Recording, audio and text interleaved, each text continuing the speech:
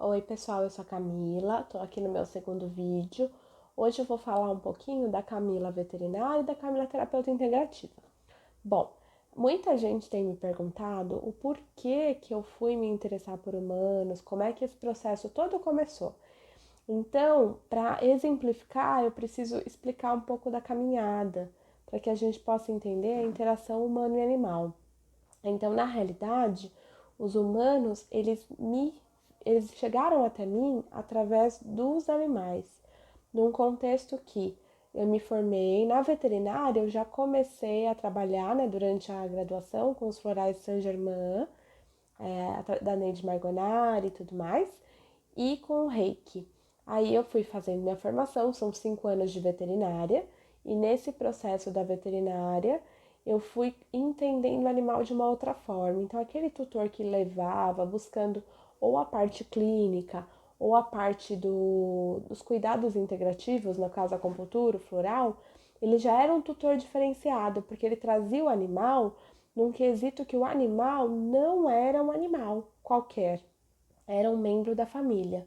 E aí que tá, a humanização ela tá muito em crescimento e tá causando alguns problemas para os animais, porém, se a gente observa o animal hoje como parte integrante do núcleo familiar, isso acaba trazendo o animal num padrão diferente, como se anteriormente ele fosse um animal de quintal, um animal um pouco mais rústico, evolutivamente um pouco menos desenvolvido, e de repente a proximidade com o ser humano fez com que toda a espécie evoluísse e assim por diante.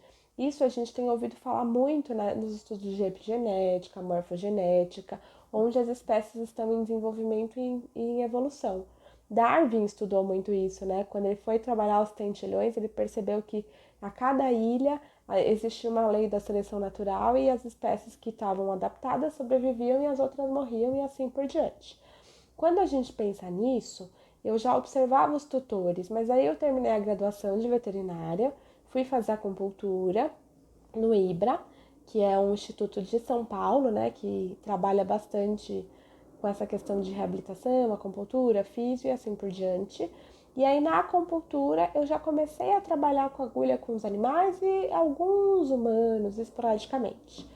E aí foi vindo. Conforme eu fui trazendo essas técnicas, trazendo essa forma de olhar, algumas pessoas foram sendo muito parceiras e um indica o outro, e eu cheguei numa família, na família do Sadam. E essa família foi uma coisa muito interessante, porque eu cheguei através de uma amigona minha, terapeuta practitioner, a Cleusa, e quando eu cheguei na casa do Sadam já foi um pouco diferente, porque eu moro em São Bernardo, cheguei até São Vicente, e quando eu cheguei eu já fui super bem recebida, com café, com um bolinho, assim, a família é super querida. E aí quando eu fui ver, eu ia mensalmente para atender o Sadam, e aí eu comecei a atender o Sadam e a tutora, depois o Sadam, a tutora e a mãe da tutora, e depois o Sadam, a tutora e o pai da tutora. Nesse processo tudo, o diagnóstico do Sadam era câncer. Então eu estava trabalhando com acupuntura, floral, reiki, massagem, e eu fui aplicando as mesmas coisas que eu fazia, as mesmas técnicas, na realidade, que eu fazia para o Sadam, para a família. E nesse quesito da família, durante todo o processo, o tutor, que foi o último paciente que eu atendi, desenvolveu câncer também.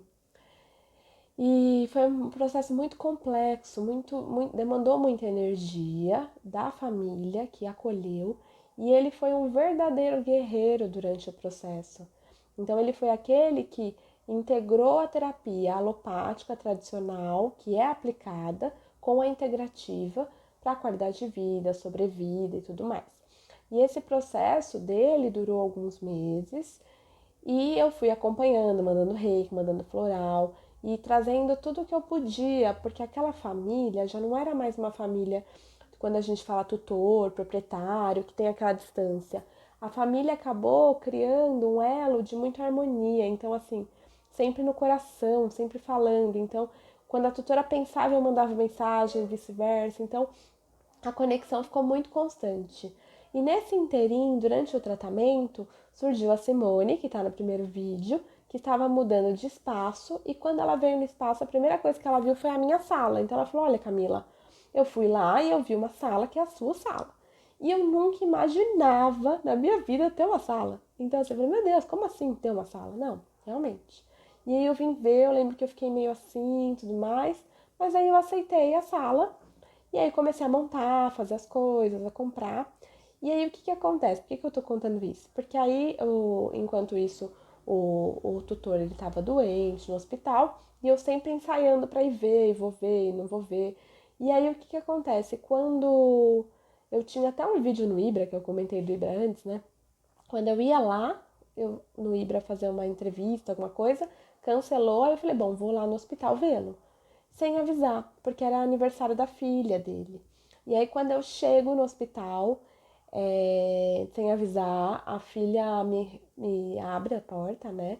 Falando que ele já estava num processo de transição, que ele já ia ir. E eu cheguei bem nessa hora. E nesse momento, eu nem pensei. Eu já entrei, a gente entrou no UTI. E quando a gente entrou, a família estava toda lá ao lado dele, ele já inconsciente no processo dele.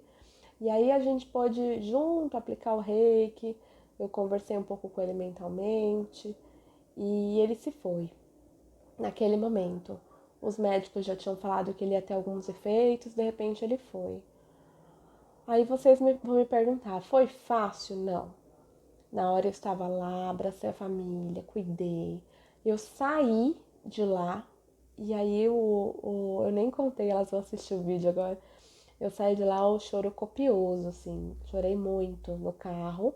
E na hora eu já liguei pra minha mestra de Reiki, que foi a Simone, que a gente viu no vídeo anterior. E eu falei, Si, matei ele. E assim, eu matei ele, não foi eu matei ele assim, ai, não, na realidade, eu auxiliei na passagem dele.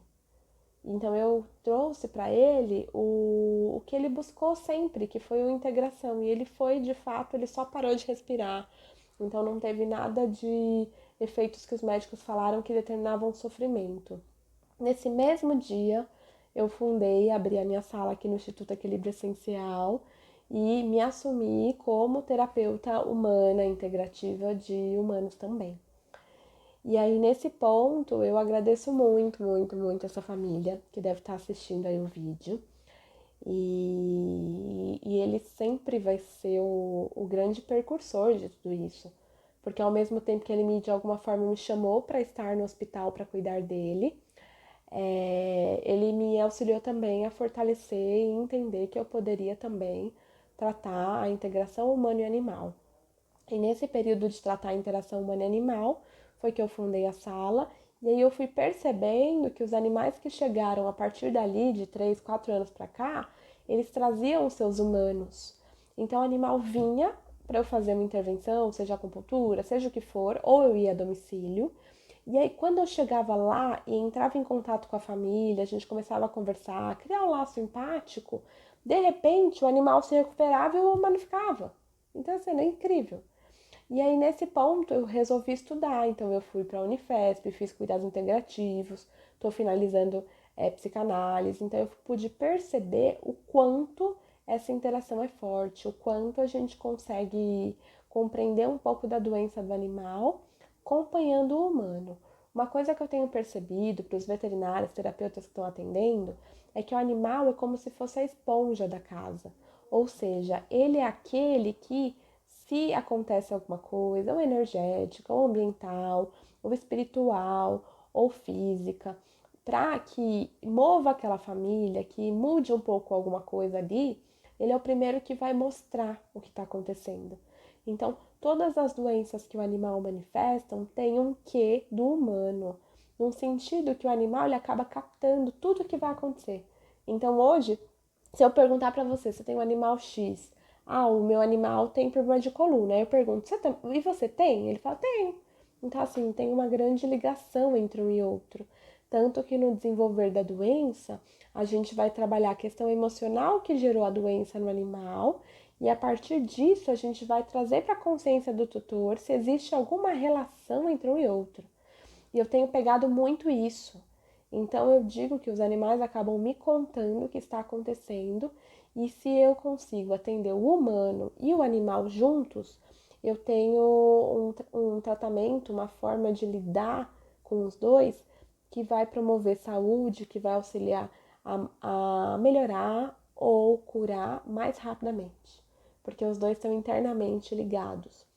Uma coisa que eu queria deixar claro é que o processo do animal ficar doente pela interação do humano não deve gerar culpa no humano. Então, muitas vezes eu ouvi de algumas pessoas: ah, ele é assim por minha causa, aconteceu isso por mim, porque eu fiz, ou eu não deixei de fazer isso e ele absorveu energeticamente. Na realidade, o animal é um ser que também está em evolução, assim como nós, raça humana.